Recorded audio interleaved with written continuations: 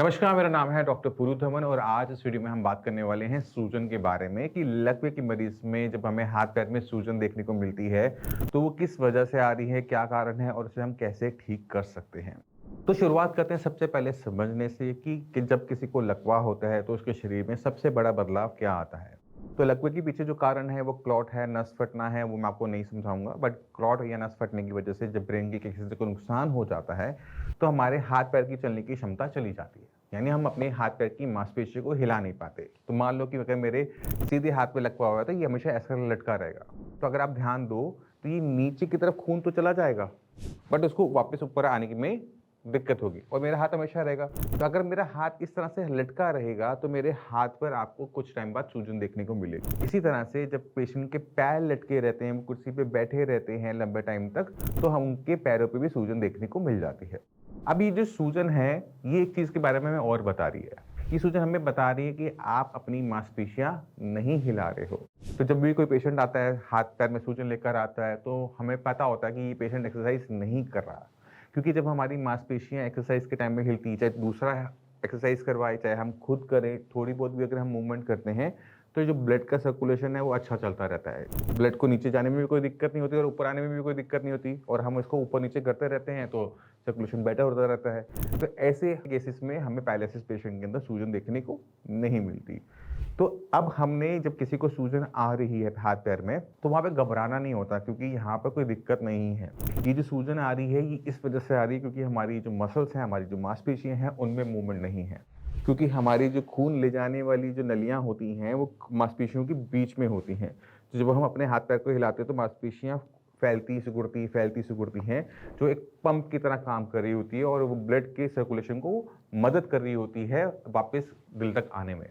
तो अगर ब्लड नीचे की तरफ आ रहा है, ऊपर जाने में दिक्कत कर रहा है, तो हाथ में सूजन आ जाएगी और इसी तरह से पैर में अगर खून नीचे की तरफ जा रहा है, ऊपर की तरफ नहीं आ रहा या उसको दिक्कत हो रही है खून को वापस ऊपर आने में, तो पैरों में सूजन आ जाएगी।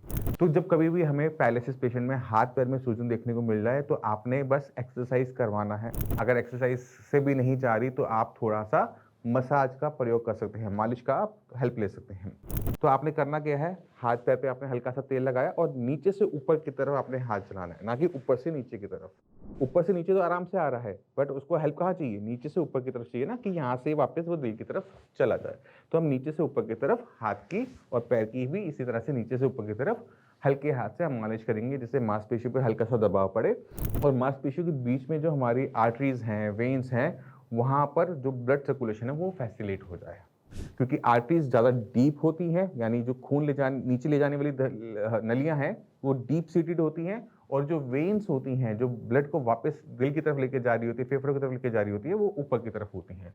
तो जब आप ऐसे करोगे, तो आपकी वेन्स पे प्रेशर पड़ेगा, वेन्स का जो ब्लड सर्कुलेशन है, वो बेटर होगा और आपकी जो स्वेलिंग है, वो चली जाएगी। बट मसाज से पहले, मालिश से पहले ज़रूरी है एक्सरसाइज को करना क्योंकि वो सबसे सही तरीका होता है।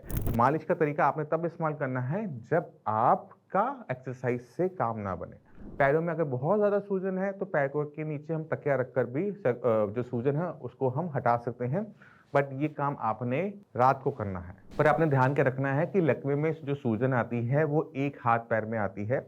अगर आपको सूजन दोनों हाथों में देखने को मिल रही है, दोनों पैरों में देखने को मिल रही है, चेहरे पे देखने को मिल रही है, तो वो सूजन लकवे की वजह से नहीं है। तो इस चीज़ का ध्यान रखेंगे, अगर दोनों पैरों में सूजन देखने को मिल रही है, दोनों हाथों में सूजन देखने को मिल रही है, तो उसके पीछे कारण कुछ और हो सकता है जिसको ढूँढने की ज़रूरत होती है।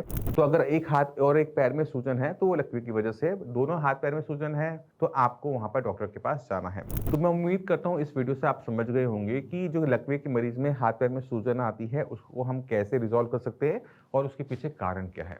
फिर भी माइंड में कोई भी डाउट रह जाए, मोस्ट वेलकम है, आप डॉक्टर की टीम से भी बात कर सकते हो, आप आके भी मिल सकते हो। इसी के साथ चलने की आज्ञा चाहूँगा। मिलते हैं अगली वीडियो में, तब तक के लिए नमस्कार।